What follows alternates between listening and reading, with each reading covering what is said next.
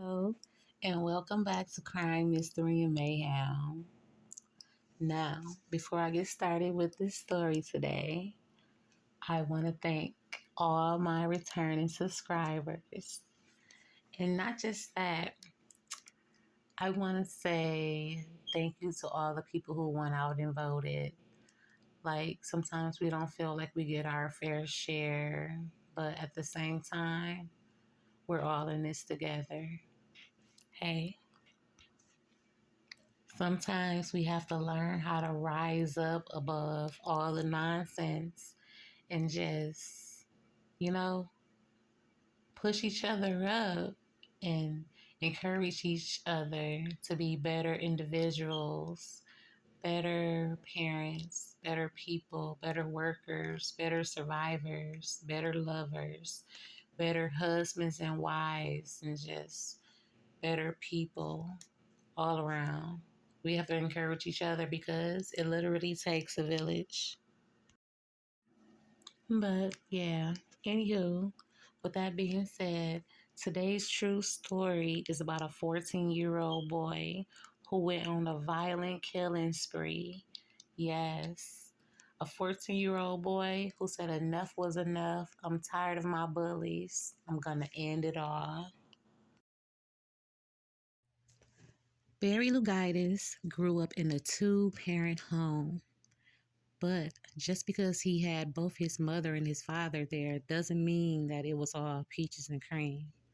No, to throw salt on wounds, on future wounds, both of his parents were both diagnosed with mental problems. As a matter of fact, his mom was like really obsessive and she had like anger problems. She would always blame her son Barry for everything and always pick on her husband. And not just that, her husband, he didn't make anything any better. You know, he will argue back with her or encourage the situation, and eventually they end up separating. One day, Barry's dad, he just got up and he just decided, you know what, having a kid with you just isn't enough for me to keep this relationship going. And he dipped out. He left his wife and he left his son and he never looked back. And then, making matters worse, after Barry's dad had left them, the mom, she got even more psychotic. Like, she would always tell her son Barry, we have to kill each other, right? Like, we have to take each other's lives and we have to commit suicide, and I'm leaving this earth, so if your mom is gonna die, the children are supposed to die too. That's really scary. Imagine if Barry would have been like a newborn or like a toddler or something. She probably would have killed her baby. Like, that's just how unhappy with life she was. But he was such a smart kid. He was always, to himself, and not, he wasn't a bully. As a matter of fact, he used to get bullied a lot from, the kids at his school. But at home, he was like really secluded as well. He was just quiet. I'm guessing because of all the turmoil that was going on under their roof. Like, I guess I would be like pretty withdrawn too behind the fact. But yeah, but he was smart enough and he loved his mom enough to let her know that committing suicide is out of the question. He even, talked her into getting some help, but unfortunately, that didn't work. Like, Barry was already a troubled kid within his mind, suffering from mental illnesses from both sides of the family. And not just that, he had to take Ritalin. He had a very hyperactive disorder and like some other things like ADHD and like some other mental issues that he was dealing with. That I just to imagine like you being that young and you have to witness your parents going through this, and you're already dealing with some mental things yourself, and that's a lot. I feel so bad for him. And making matters worse, he would go to school on a day-to-day basis, and bullies, like these guys who were bullying him, they would literally put his head in the toilets and flush them, dump trash cans over his head, trip him when he's walking, smash his face in his lunch. He never retaliated. He never stood up to his bullies. He never yelled. He never fussed and screamed. All he did was curl up in the ball and just take it. Like, how can no one notice that this was going on? Like, what is going on at home to the point where the children are going to school and bullying another kid to this extent? Like, come on, the parents have to know something is going on at home, especially if their child are showing some type of abusive tendencies or something. Like, and I'm pretty sure someone saw something and did not say anything. So, one day Barry decided that enough was enough, and he said, "My bullies has got to die. I'm going to find a way to make the pain stop, and better not no one stand in my way." He made a plan, and yes, he followed through. One day Barry decided to get up. As a matter of fact, he went to school late this day. He got his father's gun, and he slowly walked to school, I guess contemplating on how he was going to act out what he was going to act out that day.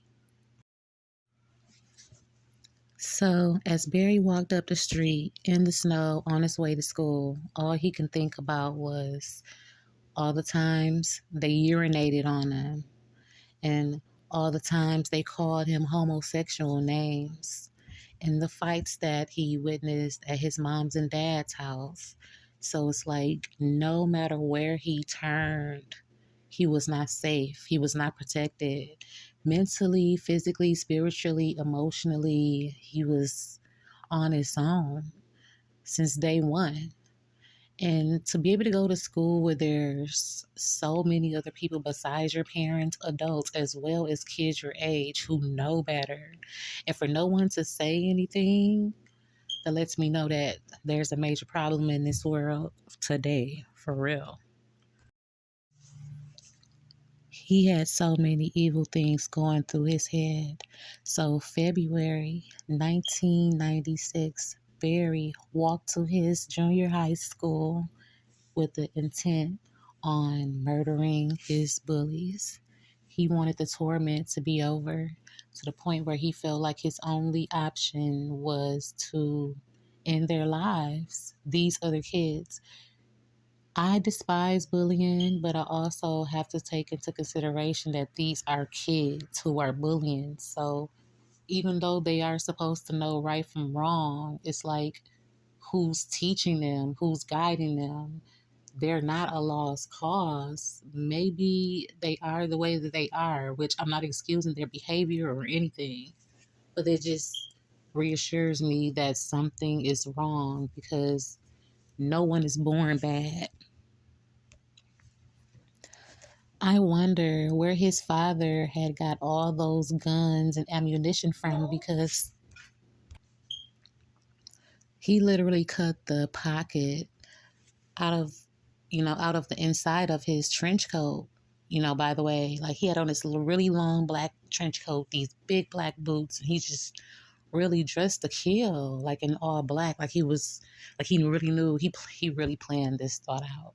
So he cut the pocket out the inside of his trench coat, and then he had like bullets of ammunition and straps across his chest, like he was gonna be ready to unload on more than 20 people, kids, because yeah, like why do you need that much ammunition? And either way, it's not right. He shouldn't have the ammunition, he shouldn't have the gun. There could have been other ways for him to handle this bullying situation. But yeah, he proceeded to go to his classroom, and as a matter of fact, his bully was sitting right there, like kind of in front of the door where he can see. So his bully never saw it coming. So he's literally standing outside his algebra class, and he sees his bully, Manuel. And Manuel, he's just like watching the teacher class, and he's not even knowing that he has a rifle pointed at his back. So yeah, Barry, he cocks the rifle and he pulls the trigger, and the first one that goes down is Manuel, unfortunately, because Manuel was the bully who urinated on him and tortured him. It was other kids too, but I'm guessing Manuel was the one who gave him the bulk of the bullying, which none of it, like I said, none of it is okay. But it still happened. So Barry, he shot him first, and after that, he just went to shooting up towards the whole entire class. Other students, they went down, they ducked, they ran for cover, and they hid under their desks. But another little girl, she got shot in the chest and the arm, and then another boy, he got shot in the chest so bad to the point where he had to like crawl somewhere, and like it was hard for him to breathe. He couldn't breathe because of the bullet wound. And the baby girl who got shot, she literally, okay, it's like she got shot twice. She got shot in her chest, and then she got shot in her arm. So it's like she's crying and she's begging to be taken out of the room. She's like, please just let me go. And it's like these are some very strong kids to be able to be shot and still run for cover. So the teacher, she's like standing there and she's like trying to figure out like what's going on because she's like in shock, and she's like, Barry, and he shoots her up. Like she literally hits the floor with an eraser and a piece of chalk in her hand. So the coach, he's coaching next door in the next class. He hears the gunshots and he immediately runs over to the algebra class where Barry is. Like they're committing this crime. And then he automatically comes in and he begs Barry to put the guns away. And Barry, he swings the gun at him, and the coach, he ducks. Of course, he hides for cover. And then Barry's like, stand up. And then the coach, he's just like, can we please let some of the students go? Barry, he wouldn't let all the harmed students go. He only let the girl go. And I'm guessing because he felt like she had either the worstest injury, or maybe because he wasn't intending on, shooting her. She just ended up being in the crossfire of his anger. So, but eventually Barry did agree to let her go. And then once he let her go, he went to putting the kids, in on opposite sides of the classroom, some on the left and some on the right, but like all in alphabetical order. So, like, who knows why he was doing this? It's kind of eerie, right? Like, he was doing it and setting them up in alphabetical order to be able to decide on how he was going to shoot them or something. Because why have two or three straps of ammunition across your chest if you're only going for one or two or three bullies? So, yeah. So eventually, while the coach is in there, he's still trying to convince Barry to like let other kids out. Barry's like not listening. And then eventually, Barry's like, well, okay, I'll let one more out. He wanted to let the boy out who had the other injury to his chest, and things were gonna go as planned. And then the coach started walking up to Barry, like, just trying to talk to him, trying to change his mind to try to get him to put the gun away. And like the coach is like literally approaching him, like trying to talk him down. And Barry, in the meanwhile, like Barry's like putting this plastic bag like over the freaking nozzle of the freaking gun telling the coach to put the gun in his mouth. Like, what is the purpose of putting the bag over it? Is it like a silencer or something? Or like, but you finna have him put the gun in your mouth? Like, what did the coach do to you? What did any of them do you to be able to, lose their life?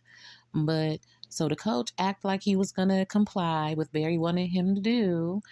And so as soon as he got close enough, he grabbed the gun. He grabbed the gun from Barry, wrestled him to the ground, and sooner than what Barry thought they were, because he didn't even know that the freaking police were in the hallway, like listening the entire time. So as soon as the coach tackled Barry to the floor, the police ran up in there and they was able to arrest Barry on sight. So as soon as they get him down to the police station, he's not fighting or anything. He openly admits to what he did, and he gave a police statement word for word. He didn't lie about anything or leave anything out. He let the police know exactly what he did. And then after his statement, he went back to his cell and then he covered his head with his blanket and went to sleep. Like, so is no mystery of what his sentence was or anything. Of course, throughout the years of his trial, like for literally 21 years, he was going in and out of court and in mental places because they kept trying to give him the reasonable doubts of insanity, and trying to blame mental behaviors, on his crime, which, of course, yes, a lot of it has to do with, what happened. But at the same time, I still feel like he knew what he was doing, because if he was smart enough and lucid enough to tell his mom, no, don't kill yourself, even though he was growing up in an abusive household, he had enough sense to say, you know what, I went to my parents about my abuse at school, and teachers and everyone else saw, who else can I call? You can call the police. A lot of us, we don't really like to get involved with the police because sometimes things don't work out in our favor for the victim. But come on now, that's got to be someone you can tell. But yeah, this case really blew my mind. It's old, it's 1996, but I've heard about a lot of Columbine cases, like real Columbine shootings and everything with the kids and shooting up the schools, the bullies, and just doing out of hatred, and people shooting up movie theaters and Walmarts and stuff like that. The evilness that goes on in this world, it just goes unchecked. And not just that, how are we breaking traditional curses if things still happen like this today? It's like, when will it end? Will there ever be an ending to this madness? I don't know. But as for me and my household, we will serve the Lord. So, with that being said, join me next time on Crime, Mystery, and Mayhem. Like and subscribe. Well, the deadly shooting in Florida is weighing on a lot of minds these days. But in Moses Lake, where a school shooting has devastated the community in the past, well, the shooting brings a lot of memories to the surface. It also raises the question, how can we stop this from happening again? Well, John Lane, who subdued school shooter Barry Lukitis at Frontier Middle School back in 1996, has been asking himself that question for the past week. So he decided to write his thoughts in a letter that he shared with our Derek Dice. Lane says that we need to look at all the pieces of this puzzle, not just gun control. Understand where the people in Florida are right now. That grieving process is going to take some time. It always does. But I hope they don't lose the fervor to try to make good changes. Now, next Tuesday, we will hear more from Lane, the man who was once Lukitis' defense attorney and the mother of one of the victims in that shooting. That's in a special Today, Moses Lake school shooter Barry Lukitis is set to be resentenced in Grant County Superior Court. The state is recommending 189 years in prison. In a letter written last week, Lukaitis said he won't fight whatever sentence the victims' families find appropriate. Our Derek Dice is live in Moses Lake with what that letter meant to one of those families. Yeah, Robin, Lukaitis' letter was more powerful than Arnie Fritz's family ever could have imagined. Fritz was one of 3 people killed here at Frontier Junior High in 1996 when a 14-year-old Lukaitis, who's now a 36-year-old man, opened fire, killing fellow students Fritz, Manuel Vela, and teacher Leona Kairas. That 2-page letter was the first time Lukaitis had publicly apologized for the shooting 21 years ago, saying he betrayed the values of life and reason and that he's sorry for the pain and outrage he's caused everyone in this community.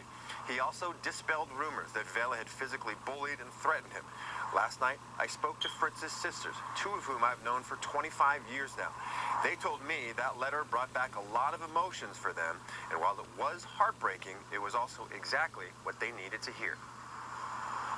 Having him acknowledge what he did and how he's processed that and how he has come to terms with what he did to, I think, the best he can, it brought a lot of closure for me. He was so detailed in every single person that he impacted, in the community that he impacted. And to hear him own that, I think it's really important for the community to heal. It's really important for individuals to heal. And ultimately, it's important for him to heal as well. The sisters say they didn't even realize how deeply they needed to hear "I'm sorry," and that the letter answered a lot of questions they and likely the other victims' families had about Lukaitis. Now, Fritz's sisters will be a few of the 15 people expected to speak on behalf of the victims today in Grant County Superior Court, and they're all hoping this will be the final hearing ever in this case. Reporting live in Moses Lake, I'm Derek Dice, KXOI 4 News. Derek.